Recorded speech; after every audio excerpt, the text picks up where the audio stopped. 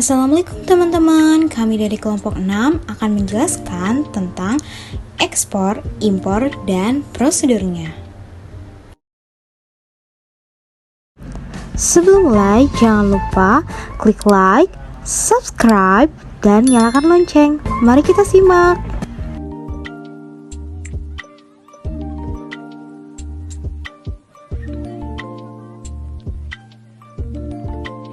Apa itu ekspor? Ekspor adalah kegiatan menjual atau mengirim barang dagangan kepada negara lain yang membutuhkan barang tersebut sesuai dengan ketentuan dan peraturan yang berlaku dengan pembayaran mata uang internasional yaitu dolar Amerika. Ekspor juga diartikan sebagai kegiatan mengeluarkan barang dari daerah sesuai dengan Undang-Undang Kepabeanan. Daerah pabean adalah seluruh wilayah nasional dari suatu negara, di mana dipungut bea masuk dan bea keluar untuk semua barang yang melewati batas-batas wilayah, kecuali bagian tertentu yang tegas didasarkan undang-undang dinyatakan sebagai wilayah di luar wilayah pabean. Barang ekspor adalah barang yang telah diajukan pemberitahuan ekspor barang dan telah mendapatkan nomor pendaftaran untuk mengekspor barang tersebut. Kegiatan ekspor menjadi salah satu hal baru dari perkembangan ekonomi. Indonesia telah banyak mengekspor barang dari dalam negeri ke luar negeri seperti hasil alam, tambang, dan laut. Kegiatan ekspor menduduki peranan yang cukup penting melalui perluasan pasar beberapa negara. Kemudian, kegiatan ekspor-impor dapat dilakukan oleh perusahaan yang memang secara khusus menekuni usaha perdagangan ekspor-impor, atau oleh produsen yang memiliki divisi usaha ekspor barang hasil produksinya. Lalu, eksportir adalah orang atau perseorangan atau badan hukum yang melakukan ekspor. Kemudian, barang ekspor dikelompokkan menjadi 3 bagian, yaitu barang bebas ekspor, yang kedua barang dibatasi ekspor, lalu yang ketiga ada barang dilarang ekspor. Untuk barang bebas ekspor, contohnya furnitur elektronik, makanan, dan minuman. Lalu yang kedua, barang dibatasi ekspor, contohnya perak, emas, pupuk urea, non-subsidi, scrap logam, dan lain-lain. Lalu untuk yang ketiga, barang dilarang ekspor, contohnya barang pertanian, barang kehutanan, dan barang perikanan.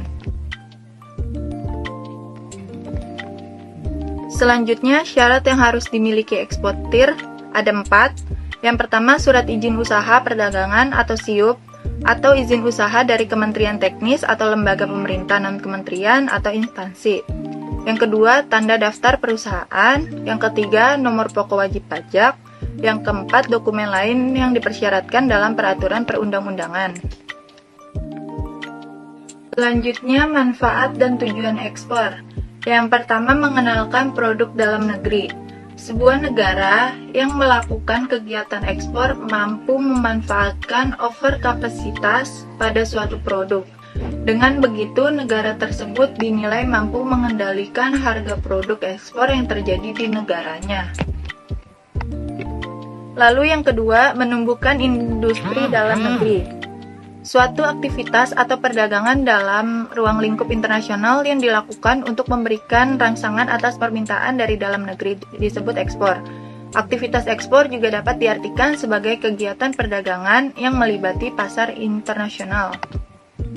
Lalu yang ketiga ada menambah devisa negara. Nilai kekayaan yang dimiliki oleh suatu negara dalam bentuk mata uang asing disebut devisa. Untuk perkembangan ekonomi suatu negara, aktivitas atau kegiatan ekspor akan memberikan dampak yang positif.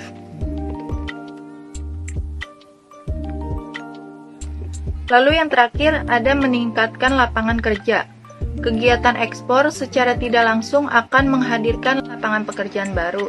Dengan begitu, kegiatan ekspor juga turut menekan angka pengangguran. Selain itu, pertumbuhan ekspor di Indonesia akan memunculkan lapangan pekerjaan yang menyebabkan penurunan angka kemiskinan.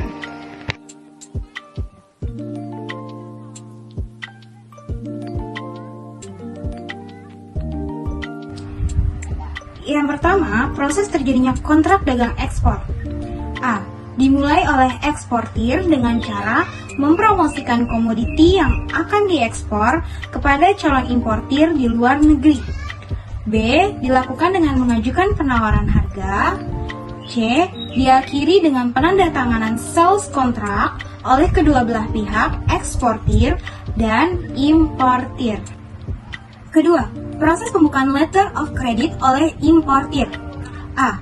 Importir mengajukan aplikasi permintaan pembukaan LC kepada mitra bank devisanya. B. Eksportir menerima pemberitahuan pembukaan LC. Ketiga, proses pengapalan barang oleh eksportir. A. Setelah menerima LC, kewajiban eksportir untuk mempersiapkan barang dan melaksanakan pengiriman komoditinya. B. Penyerahan barang kepada importir di tempat yang disepakati dengan importir. Keempat, proses penguangan dokumen pengapalan eksportir dengan bank devisa. Eksportir melakukan negosiasi atau menguangkan dokumen pengapalan dengan negotiating bank untuk menerima pembayar. Berikut adalah bagian dari prosedur ekspor. Prosedur ekspor dimulai saat eksportir mempersiapkan barang yang akan diekspor dengan dilakukan packaging oleh eksportir. Lalu, memasukkan barang yang telah siap packing tersebut ke kontainer, hingga barang siap untuk dikirim. Setelah barang siap dan sudah ada jadwal kapal yang akan mengangkut barang tersebut, eksportir dapat mengajukan dokumen kepabeanan yang dikenal dengan pemberitahuan barang ekspor atau PEB. PEB tersebut berisi data barang ekspor, diantaranya data eksportir, data penerima barang atau importir, data custom broker bila ada, sarana pengangkut yang akan mengangkut, negara tujuan, detail barang seperti jumlah dan jenis barang, dokumen yang menyertai, nomor kontainer yang dipakai, dan lain-lain. Setelah PEB diajukan ke kantor bea dan cukai setempat, akan diberikan persetujuan ekspor atau PE dan barang bisa dikirim ke pelabuhan yang selanjutnya bisa dimuat ke kapal atau sarana pengangkut menuju negara tujuan. Setiap dokumen PEB diwajibkan untuk membayar pendapatan negara bukan pajak atau PNBP.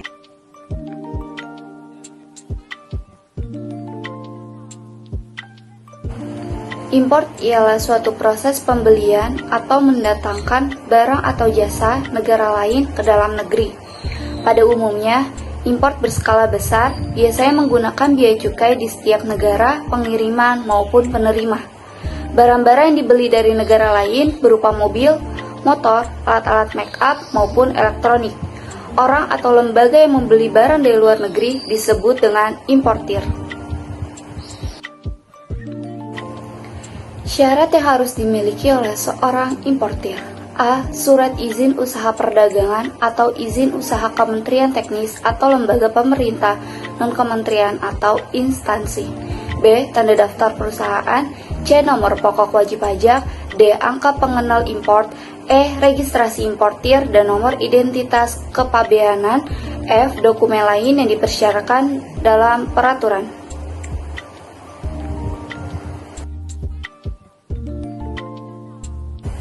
Indonesia mengimpor barang-barang konsumsi, bahan baku atau bahan penolong, serta bahan modal.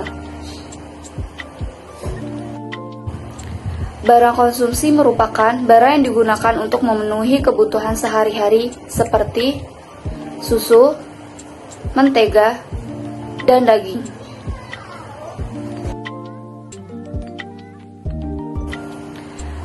Bahan baku dan bahan penolong adalah barang yang diperlukan untuk kegiatan industri seperti obat-obatan, bahan-bahan kimia, dan kendaraan bermotor.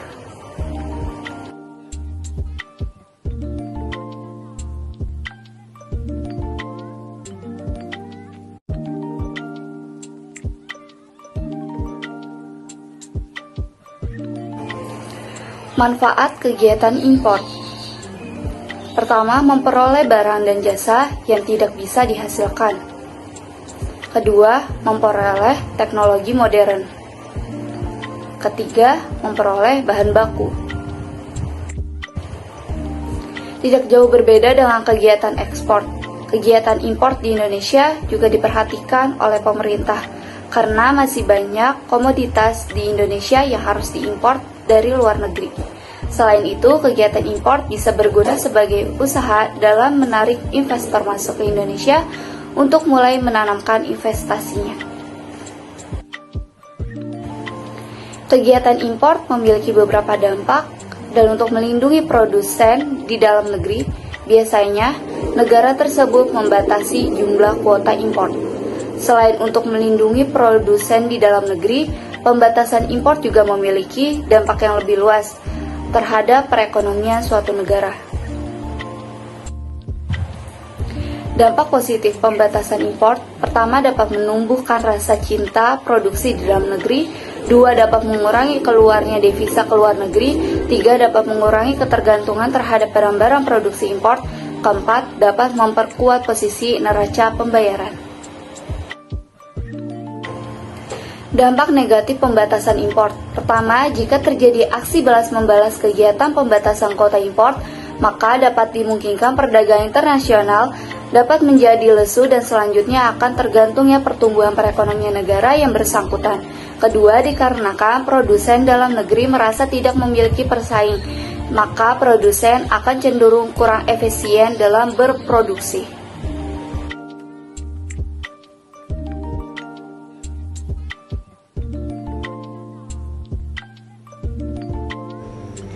Sebelum proses impor dimulai, akan adanya kontrak antara eksportir dan importir, yang dengan itu importir akan memberikan pesanan atau purchase order kepada eksportir, memberikan penawaran harga.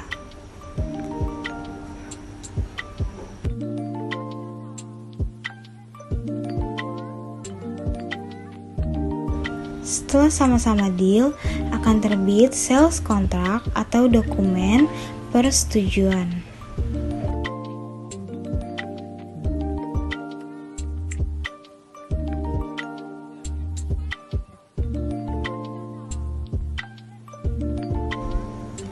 Kemudian, importir membuka letter of credit LC di bank pembuka.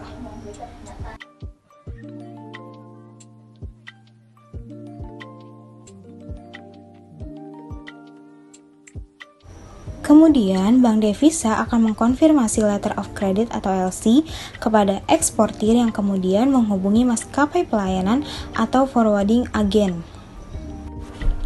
Dan kemudian perusahaan pelayanan atau penerbangan luar negeri akan menerbitkan Bill of Lading atau BL yang diberikan sebagai bukti pengiriman barang kepada eksportir yang kemudian menyerahkan shipping dokumen berupa bill invoice dan packing list kepada bank pembuka. Setelah itu, bank pembuka melakukan reimburse LC kepada importir, yang dengan itu importir membayar atau mendebit rekening ke bank pembuka yang akan direimburse ke bank responden.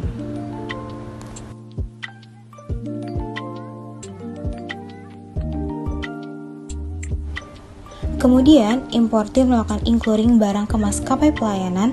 Setelah barang tiba di pelabuhan, importir harus membuat pemberitahuan impor barang atau PBI. Lalu, importir ke bank devisa untuk menyelesaikan pembayaran. Kemudian, importir ke bea cukai untuk memproses custom clearance dengan yang pertama ada API, yang kedua NPWP, yang ketiga SRP, yang tiga PIB, yang kelima surat setoran pajak pabean, cukai dan pajak impor, 6 invoice, 7 packing, 8 bill, polis dan asuransi.